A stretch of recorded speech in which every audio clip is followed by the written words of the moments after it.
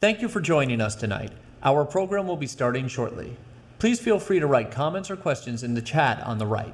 And now, I would like to welcome the Executive Director of Neighbors Link, Carola Otero Bracco. Good evening. I'm Carola Otero Bracco, and I have the great privilege of serving as the Executive Director of Neighbors Link. Thank you to everyone who is joining us tonight. All of us know that it takes resilience and determination to make the tough decision to leave your home country to pursue a better life for your family. At Neighbors Link, we have worked for the past 2 decades to make that journey a little easier. We have supported parents raising bicultural and bilingual children while preserving their cultural heritage. We have organized with workers as they self-advocate for their rights. We have worked with young children who came to Neighbors Link programming years ago and who have not only become the first in their family to attend college, but are now working professionals. We have joined with long-term and newer residents in advocating for legislative change. We've partnered with individuals and organizations across the state to address long-standing inequities that have been exacerbated by the pandemic. The past 2 decades have shown again and again that immigrants make our communities stronger, safer, and more vibrant.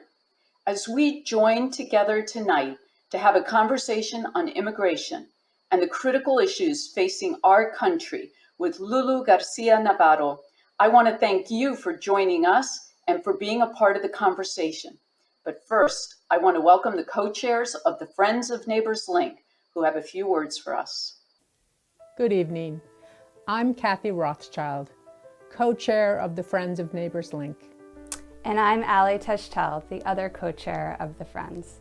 Thank you for joining us tonight for a fascinating and informative conversation with Lulu Garcia-Navarro and our own Carola Otero Bracco. Before we get to our main program, we have a few things we wanted to share with you.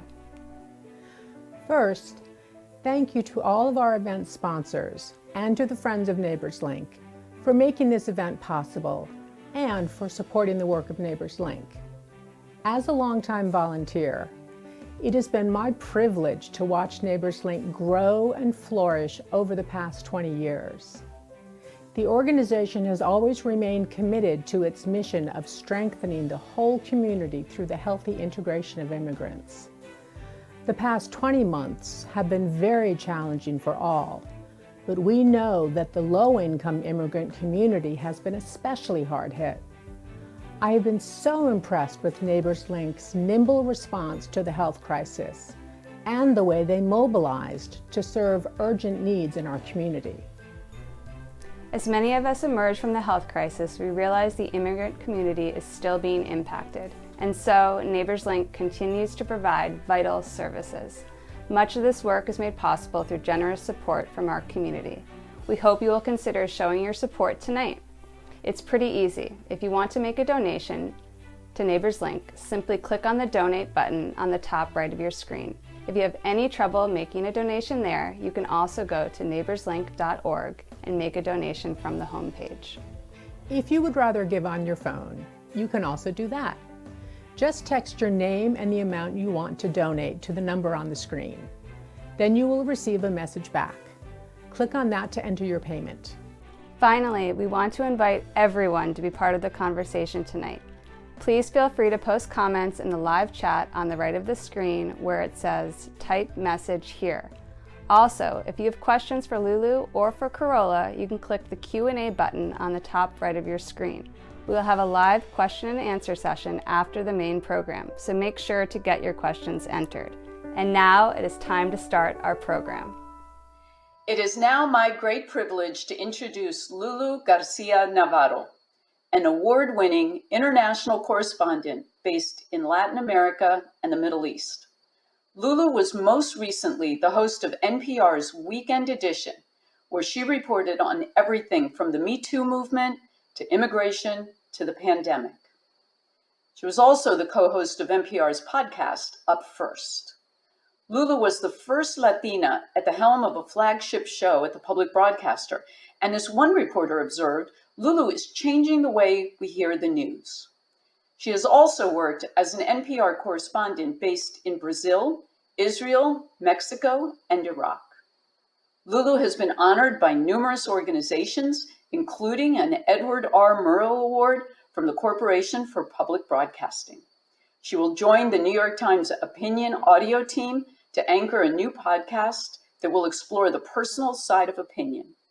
Tonight, we will talk about how the media portrays issues around immigration and the impact that has had on how immigrants are viewed in this country. Lulu, thanks so much for taking the time to join us and come and speak to the Neighbors Link community. It's great to have you on tonight. I am so thrilled to be here. It is an honor. Thanks, Lulu. Let's start right off by talking about one of your colleagues credited you with pushing for representation without tokenization. I'm wondering, could you tell us a little bit, do you think it makes a difference that media staff reflect the diverse population in this country? And do you think that makes a difference in the stories that are told and how they're told? I mean, yes, in a very short and simple answer, I think it is one of the most important things that you can do. And when we talk about representation versus tokenization, so I think for a long time what has happened, and not just in the media, I mean, the media is one sort of example of where we see this across society, where, we have discussions about diversity and representation, and that simply means that one person has to carry the burden of an entire community. They're often the only person at the table. So it does not help necessarily when one person has to feel that and sort of express the diversity, especially when you think about Latinos, how diverse Latinos are. I mean, I come from a particular background that has a very particular immigrant experience into this country, and that is the Cuban experience. And as you know, that is a very different experience than the majority of perhaps immigrants to this country. And so the idea that I, as a Latina, I'm going to somehow represent all of my community and all of their varied experiences is simply not the case. And that's why, we always make jokes amongst us, especially the Latinos. We always say there can be only one, at any given time, there seems to be one Latino or Latina, and they sort of don't see that there really needs to be a variety of people. There are a variety of white people sitting at any different table with a, variety of experiences. And so I always say that it's really important to get that. And the reason I feel this is because what resonates for people, really, I have found, is a very authentic experience, and you only get that by specificity. If I start talking in general terms about the Latino experience in the United States of America and what all Latinos think and what they feel, I think, especially when we're talking to our community, that would ring very inauthentic, right? I mean, they would look at that and say, that lady doesn't know what she's talking about. But if I can talk very specifically about my experience and then extrapolate it and say, this does say some things maybe about the way certain people feel about the situation, then I think it resonates more broadly. And I just think we have to do a better job in the media. We have to do a better job in representation, and we have to do a better job in bringing more people to the table. Do you think sometimes that authentic approach is missing, and that could be why we often see misinformation spread in the media, especially as it relates to immigrants? Absolutely. I think there's a couple of things that happen. I think that oftentimes the people reporting on immigrants are not immigrants themselves. And so I think that the lens through which it's viewed isn't perhaps a lens that rings true. I also think that, the immigrant experience in this country, and it's not just Latinos, obviously, we are one part of a very vast tapestry of immigrants in this country, is very diverse. And I think people have trouble really kind of identifying themes and really trying to get to exactly what we represent. And so, there'll be a focus on the border, the southern border, and that'll be the entire narrative. But we're not looking at all these other things that represent the immigrant experience. And so for me, it's always a specificity. If you're bringing me a story, it shouldn't be a story about one particular group. It should be a story about a person and that person's experience and how it's grounded in their reality. And I think when you do that, you can really get a sense of maybe the broader narrative. I think that's a real interesting perspective and really important to think about. If we talk about the rise of hyperpartisan media, and specifically a lot of the right-wing networks like Fox and One America News, do you think that what they report has a direct impact on how people view and treat immigrants in our country? Absolutely. I think the question of immigration has become highly politicized. It always has been, let's be honest here. It goes back to the very founding and before of this country. Who are we? Who do we let in? How do we view ourselves? So this is not new. What we have seen, and this definitely happened with the rise of Donald Trump, is a nativism come back to this country. Again, this is not the first time it has happened, but it is certainly remarkable. And it has become mainstreamed in the Republican Party in particular, and certain news networks on the right. And, I did a casual Google search, as I do before I prepare for any talk, just to see what the headlines are on immigration this morning. And if you look at the right-wing media, they follow a certain theme. It's about chaos. It's about people coming in who might be criminals. It's about people who are coming in who might be bringing disease. And that is a particular narrative that frames this idea that immigrants coming to this country, no matter the reason, it's very rarely discussed why they might be coming here or what might be drawing them here or what might be pushing them here. They are coming here to do some kind of harm. And I think, we are in a media ecosystem now where you have certain groups of people only getting information from the kinds of media sources that they are ideologically aligned to. And that is on the right and that is on the left. I think both are problematic.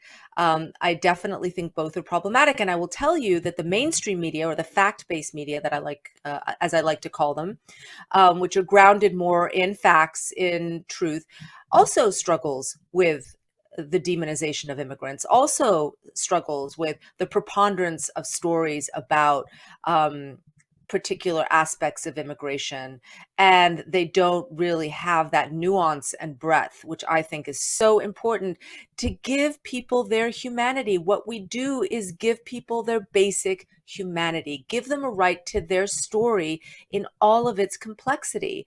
Don't have it just stop at the misery and terror, because as we know, how many immigrants come to this country, and that might be the beginning of their journey, but that is certainly not the full experience that they have in this country and what they give to this country.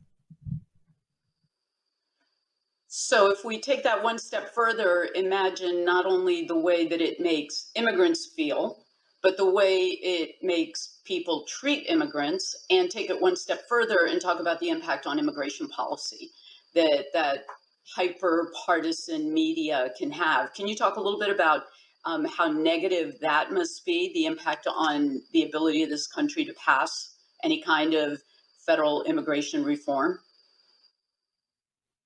I mean, I'll say, quite frankly, we have a problem right now. I mean, this has been the year with the highest crossings, unauthorized crossings on the southern border. I mean, I think it's at 1.7 million.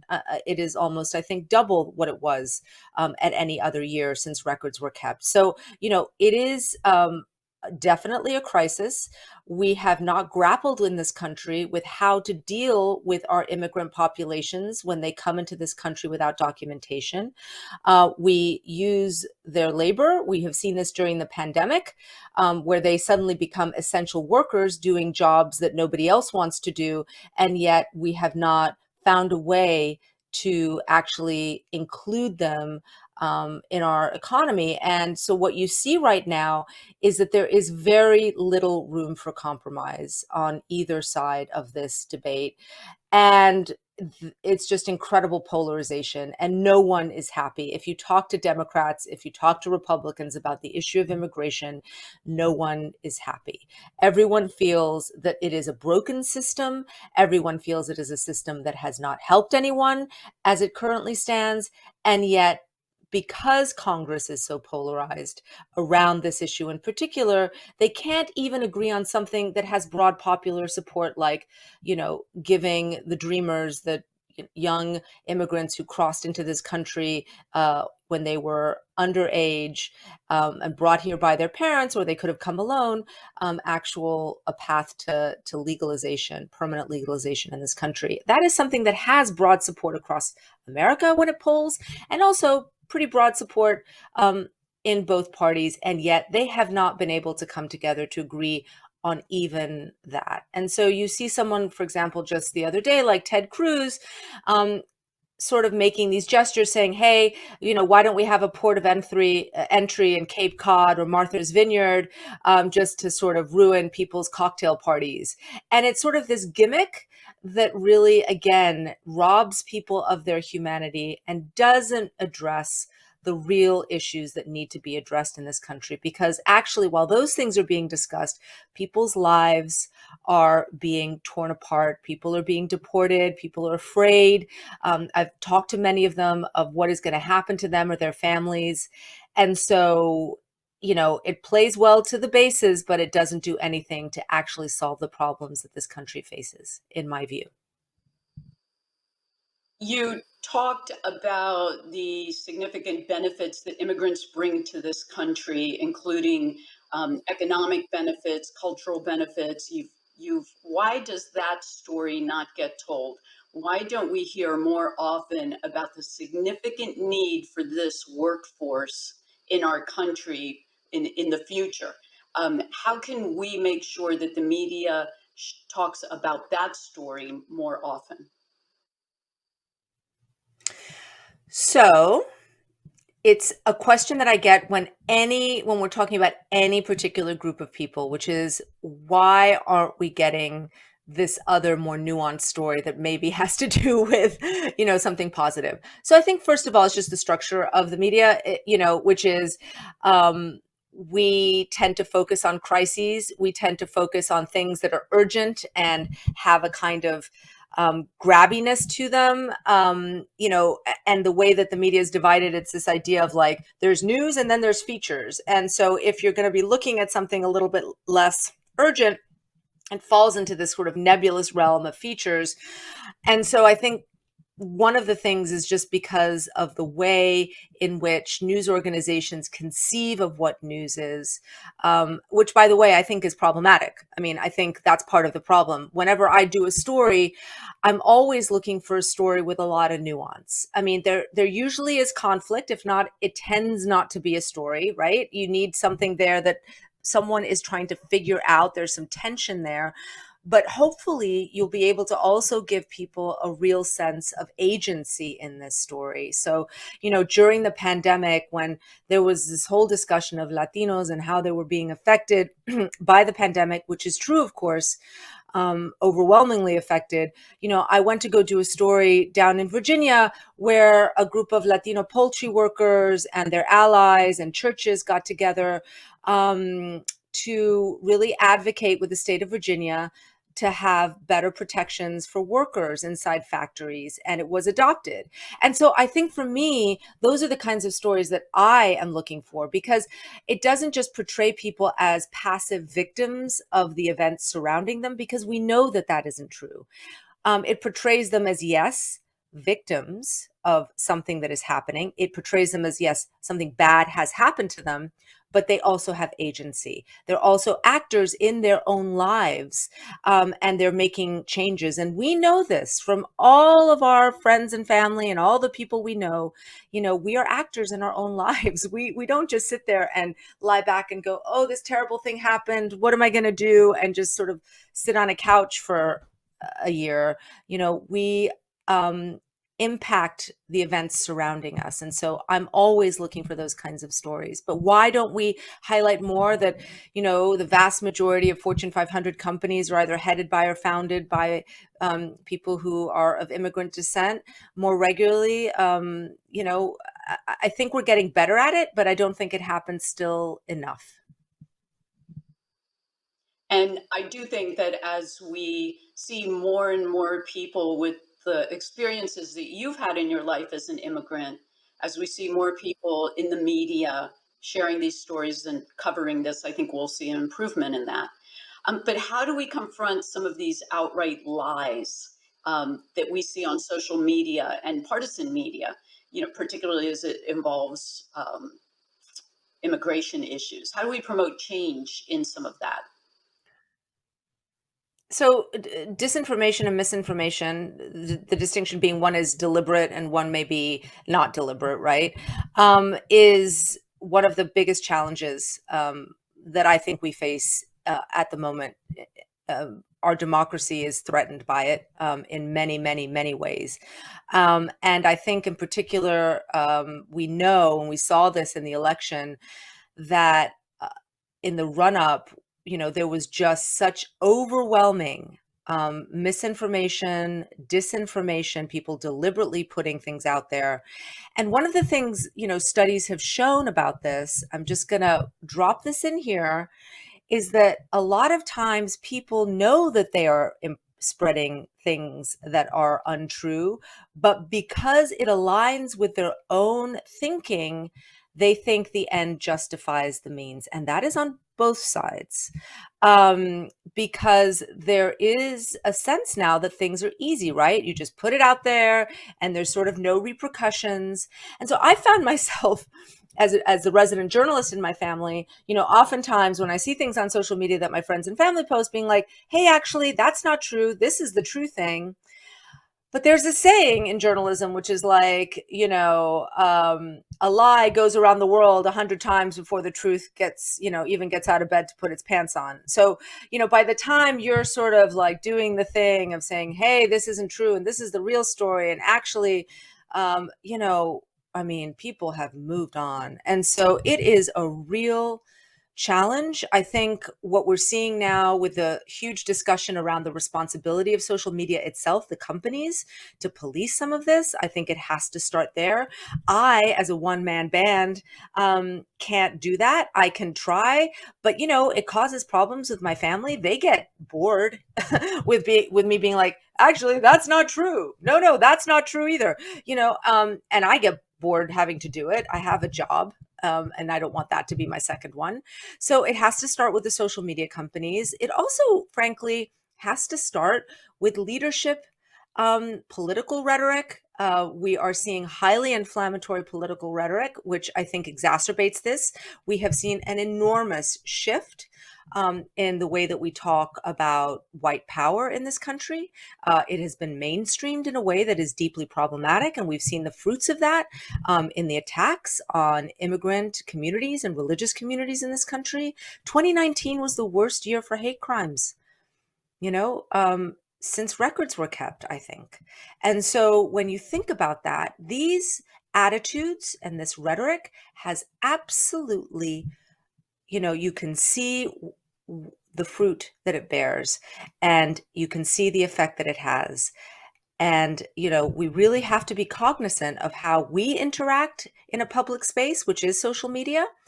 And we also have to call to account the leaders in this country, the celebrities, all of these people that have big platforms, about how they do and how they talk about things. And where do you think that change is really going to start? Do you think it needs to start with the leadership in our country? Do you think it needs to start with regulation? Do you think it needs to start with the media itself? Where do you think it starts? I think all of the above, all of the above. I mean, I don't think there's one piece. I think right now we're having a big discussion about social media companies. I really do think I've been talking about this for years and years and years. I think, they need to regulate themselves. They need to be regulated. I believe in regulation. I believe that government has a role to play in this. I think if you looked at other countries and how they deal with hate speech, for example, it is interesting and informative how Germany talks about, whether you can use Nazi insignia or not. It is not allowed. But we have a deep tradition in this country of free speech, which I think is incredibly important. Obviously, I would not talk against free speech, since the First Amendment protects the rights of the press as well. So I think it is really important to enshrine those things, but that does not mean, I think, that speech, especially on private platforms, cannot be regulated in some way in terms of what is allowed and what is not allowed. At the moment, we are seeing just a proliferation of hate speech, of attacks, gendered and racial and on people's ethnicity. And it is, it makes people unsafe, and it has real life repercussions. And so it really needs to be a multi-pronged effect. But at the end of the day, and I think this is the sad truth of this, we do have a different tone in government now in terms of who leads this country. And it hasn't actually had a huge effect on what we're seeing in terms of the kind of rhetoric and discussions between people. And so, I think, again, we really need to start thinking creatively as a society what our role is in this. What role do I play as the individual too, in terms of making things better? And I've really thought deeply about that myself. I have a public platform, and I think often about, I get really angry about stuff, and I think, how do I want to interact with this? How do I want to present this argument, and how do I want to engage with people who disagree with me? And it's taken a lot of soul searching, but I think, we're all part of it. But I do think it starts with regulation. There is, and there must be regulation, certainly on social media platforms. You raise such an interesting point when you bring it to the individual level, because yes, we can talk about how this affects immigration policy, and that's so significant and important. But we also have kids listening to this rhetoric, listening to these lies, children of immigrants, whether the children were born in this country or brought to this country. And I think of the middle school and high school kids that we work with at Neighbors Link, and how it makes them feel about their families and their parents and who they are, and how negatively that can impact people at the individual level. Also very significant. What do they tell you?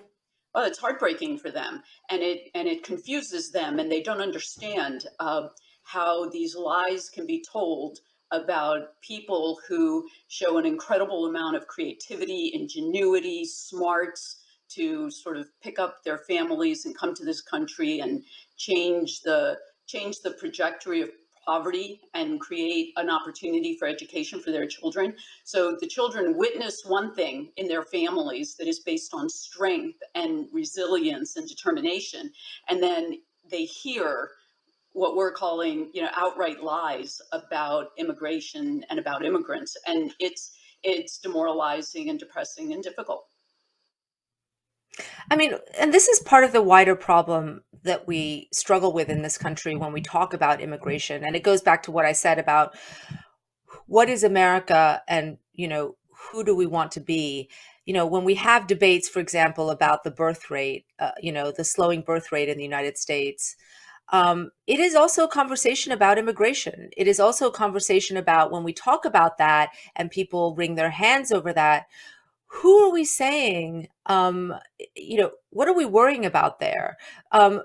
Because you can also make this a discussion about who you let into this country and how you shape what this country looks like, and, what America is and is not. And because we have these very distinct visions of what this is, on one side, America is a country that is predominantly white, and it is predominantly part of that myth of America's founding. It is linked to Europe in very explicit ways.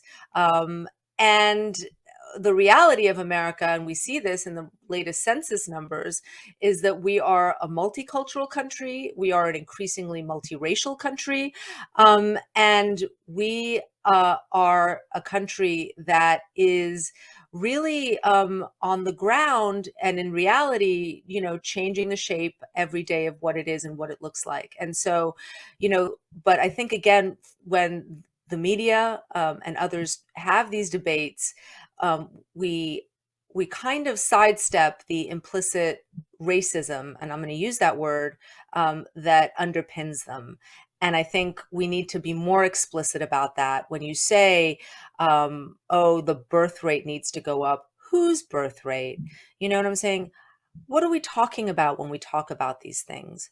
What are we saying about, this country? Because certain rhetoric, talks about people's skin color in scary ways, that somehow this is going to change, the fiber of this country, their ethnic background, their language background. And so I think we need to do a better job of calling things by their proper names.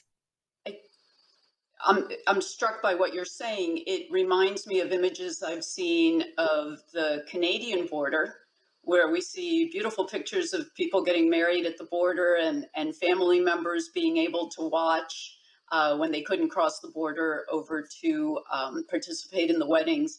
And then I think of the images in stark contrast that we see at our southern border, as we see Haitian immigrants come into this country and as we see immigrants from Central and Latin America. And just the contrast between those two images is another example that I think is rooted in racism, as you say.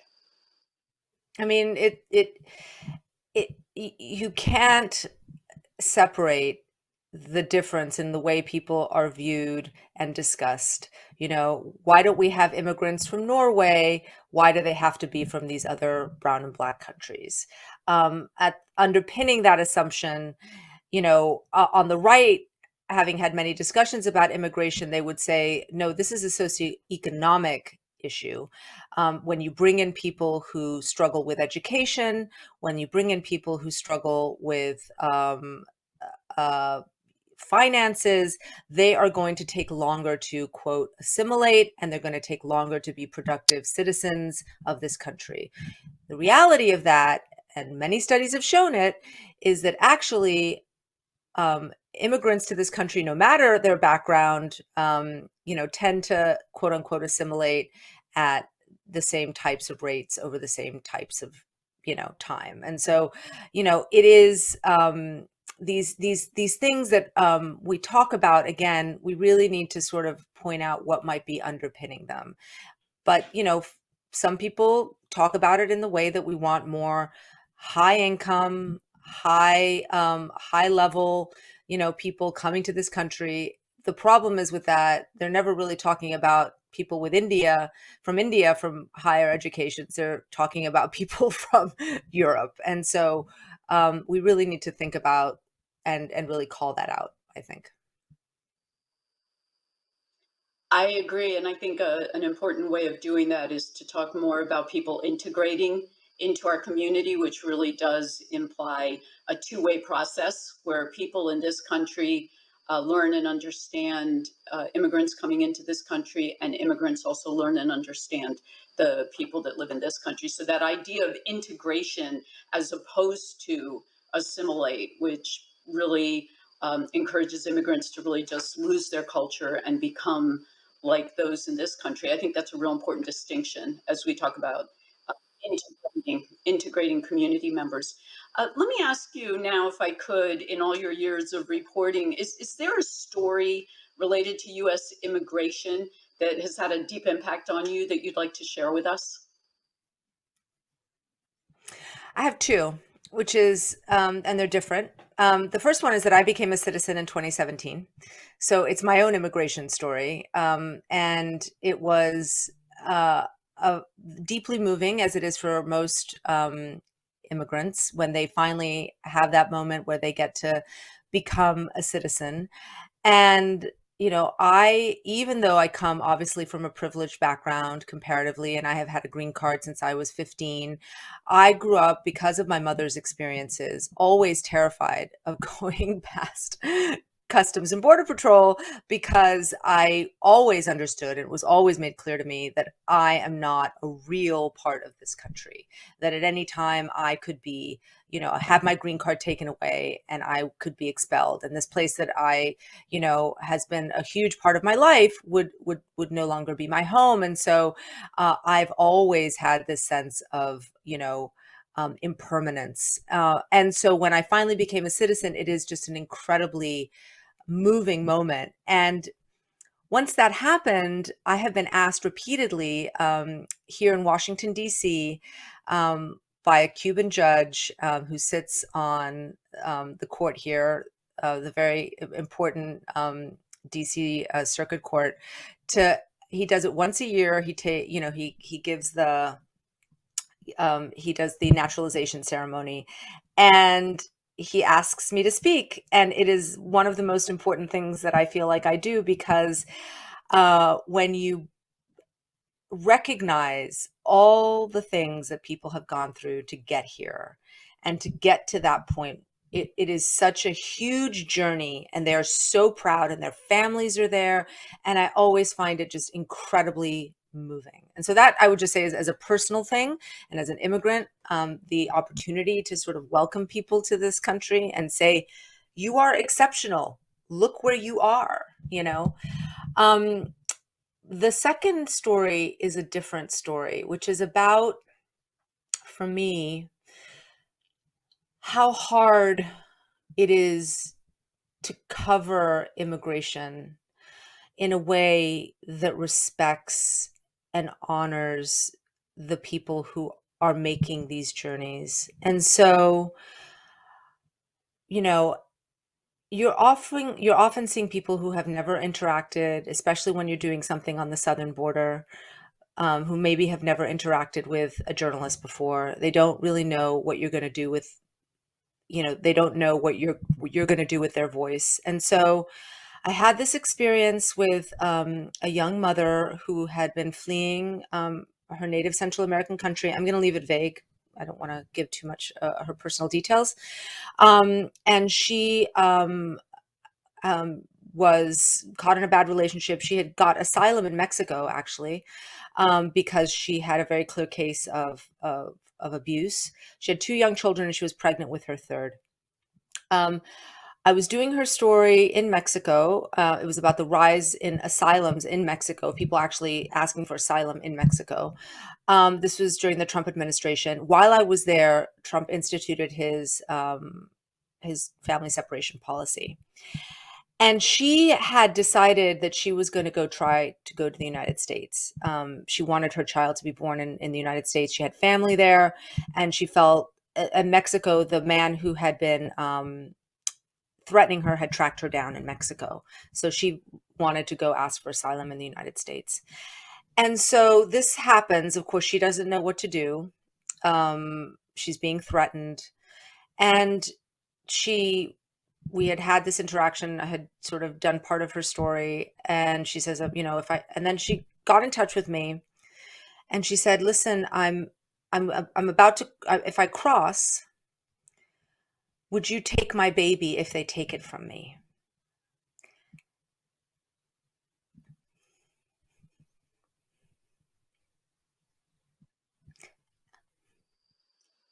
The story of immigration, of trying to make a life that is better for your kids at whatever cost, is incredibly moving. And it's the story of every immigrant that comes to this country.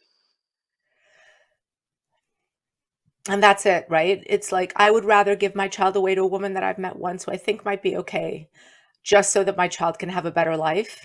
And just so I know that it's not going to end up in a place that I can't find that child, than anything else. But it's a risk I feel I have to take, for my other children and for myself. And so, you find these stories that are just heartbreaking and so overwhelming. And what it always brings me back to, luckily her child was not taken away from her, and so that did not have to be resolved. But what it always reminds me of is just that we must always, at the heart of this, center people's humanity and really understand the huge forces that are bearing down on them in their lives, and that are making them act in the way that they do. And as much context as you can bring to that, she came from a country with many gangs. The partner who was threatening her had been co-opted into one of them. As you know, they're transnational groups. And, she felt at enormous risk. And she then found herself at the mercy of American policy that might also again affect her family.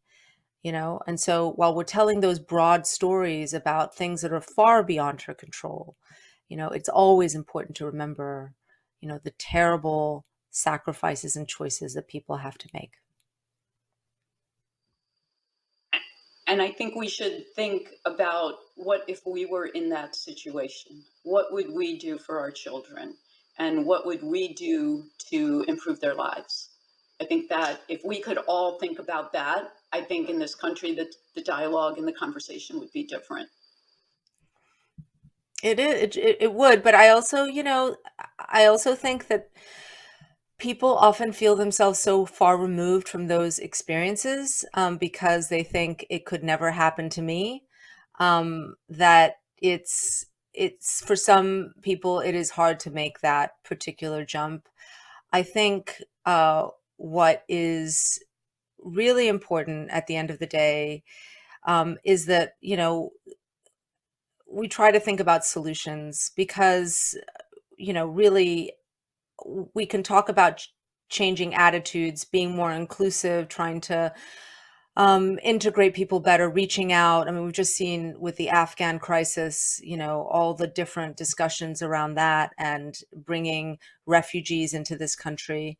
But at the end of the day, without policies at the governmental level that make sense, that allow people to not live in fear and work with dignity, and also we need to have a country that does have laws ultimately that are respected. I mean, I think most people agree with that. And so how you marry those two things, I think, is the work that is so hard. Lulu, thanks so much for this conversation. I really appreciate it. Can you tell us just a little bit about your new position at the New York Times? Yes, I have left NPR after 17 years, and it hurt, me dolió el corazón to do it, but I am now at the New York Times. I'm going to be on the opinion section, so I get to do what I did a little bit more today, which is have an opinion about things. And I will be working in audio, also with a new show that will be actually doing exactly what I've been talking about today, centering people's experiences at the heart of how they came to their opinion. And I think in the world now, we really need to hear people's stories in order to sort of understand why they hold the beliefs that they do. And so that's what I'll be doing. Congratulations on that. And thanks so much for sharing your opinions with us tonight. We're going to turn to the audience now for some questions. Thanks so much for joining us, Lulu.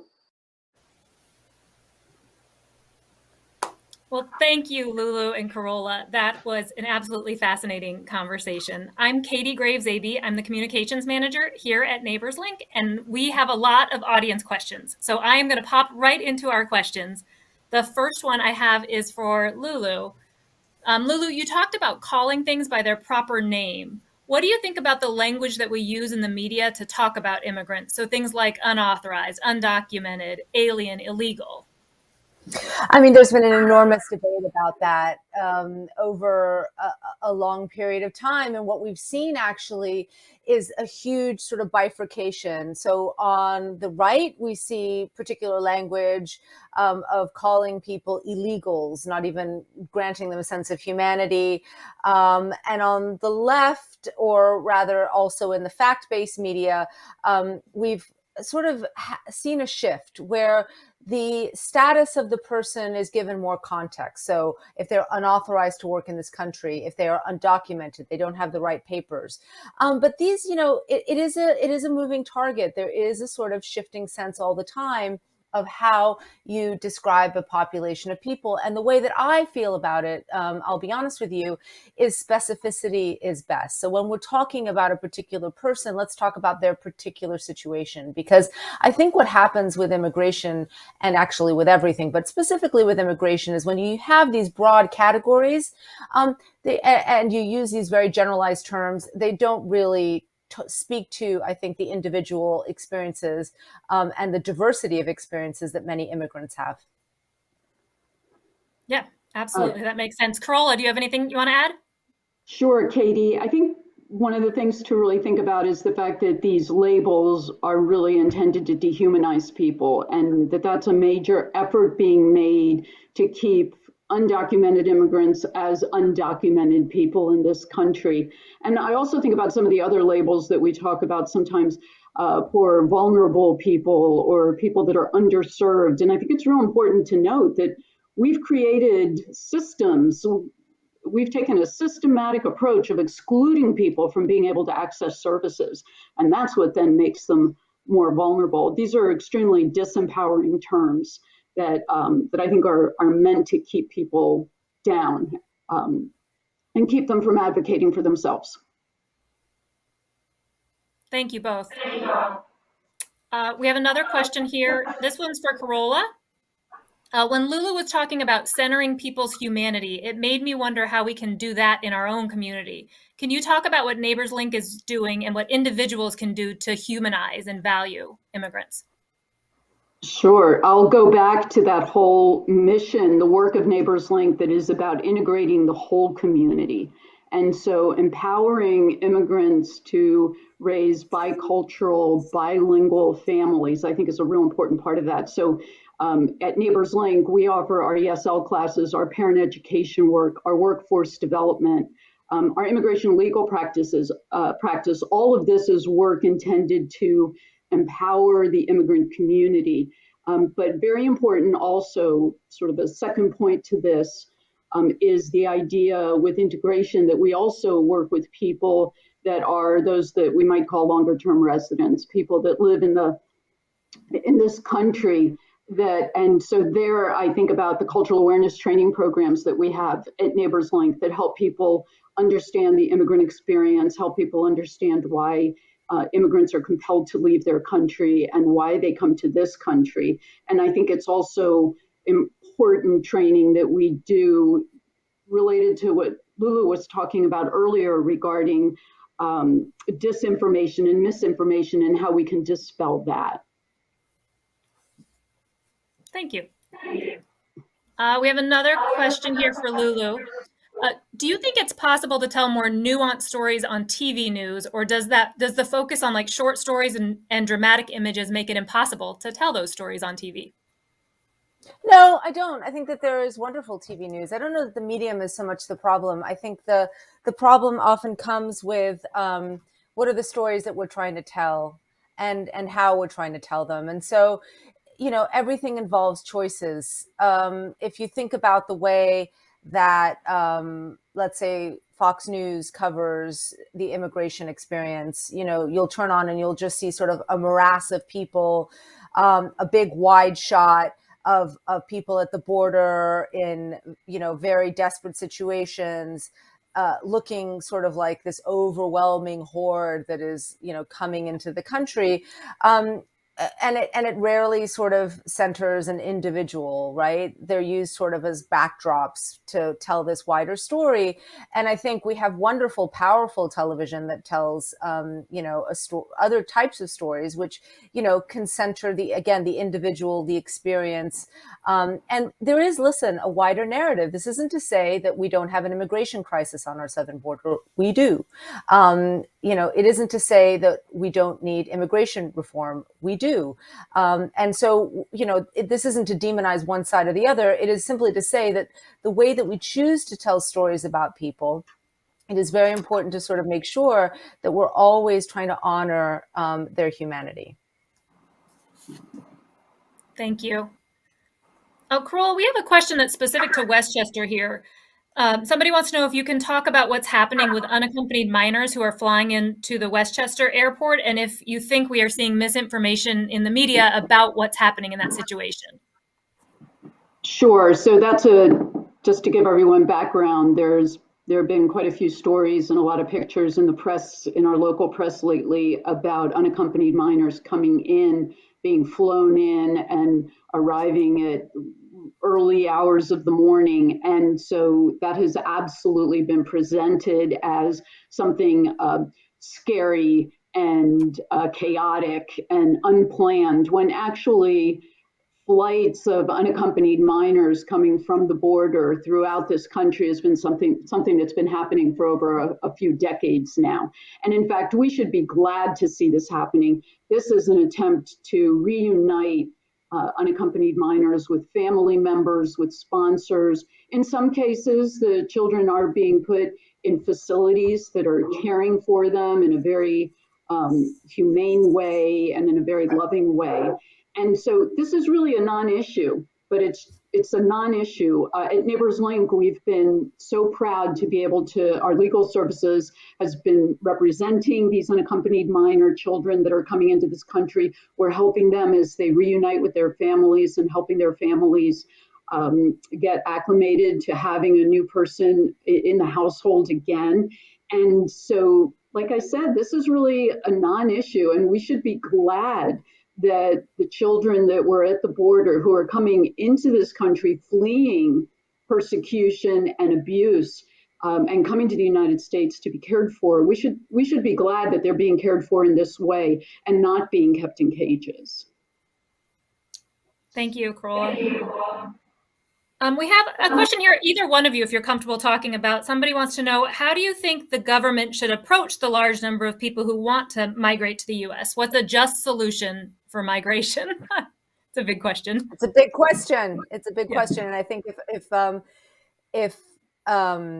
there was a really good answer, we would have a lot more movement. But I think there's again a lot of different things when we talk about this issue.